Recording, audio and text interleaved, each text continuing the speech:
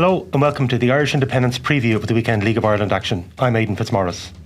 It is only fair to point out that only 2 of the top 4 as the league stands are from the capital, but we do really have to start this week's review with the 2 Dublin derbies.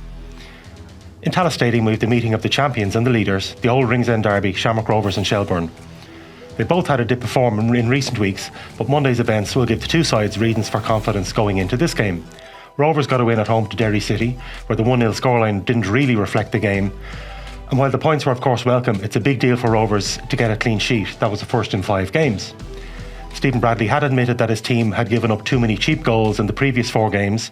Liam Pauls has yet to have back-to-back clean sheets this season, so that clean sheet run is an obvious aim for Rovers.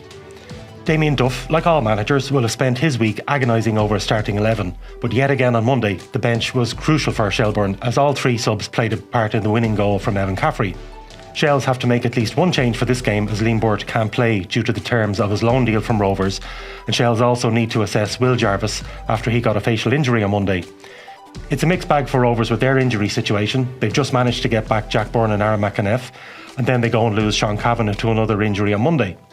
Mark Coyle has been superb in midfield for Shells this season, and this is a game where Rovers really need the likes of Gary O'Neill to try and win that midfield battle. Gary's missing, so they look to someone like Mark Poom to try and get that through. The 2 coaches know each other well, they know each other's way of thinking. Shells have people like Sean Gannon and Sean Boyd who've lots of experience of this Dublin derby. Sean Boyd is of course aiming to score for the 5th game in a row, which is an amazing run for him. I would expect goals in this game. The club's last meeting was 0-0 draw, and while Liam Burt is a loss for Shelbourne, I do feel that Damien Duff's side can just about edge it. The other derby also has some brilliant plot lines. Not only is Stephen Kenny prepping his team for a game away to Bows, the club who sacked him 20 years ago, but the pressure is on Kenny to avoid what will be a 3rd successive defeat. Kenny will get time to get things right at St Pat's, that's why he was given a 5-season deal, but the fixture list really hasn't helped him. His first 3 games were against Derry, Shells and Bows, and it could possibly end up with no points from 9 after that run. St Pat's run after this has possibly winnable games against Galway, Dundalk and Drogheda. That is a more realistic chance for Pats to get some points. Kenny will have spent his week since Monday analysing his defence and why they were so open against Shelbourne, so I would see this one as a case of St Pat's focusing on that, shutting up shop and trying to come out with a point. The other matches see Derry take on Sligo and Dundalk travel to Galway.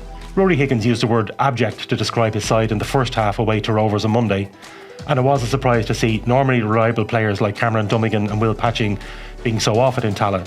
Higgins made 2 changes at half time in that game, and he might make changes to the team here.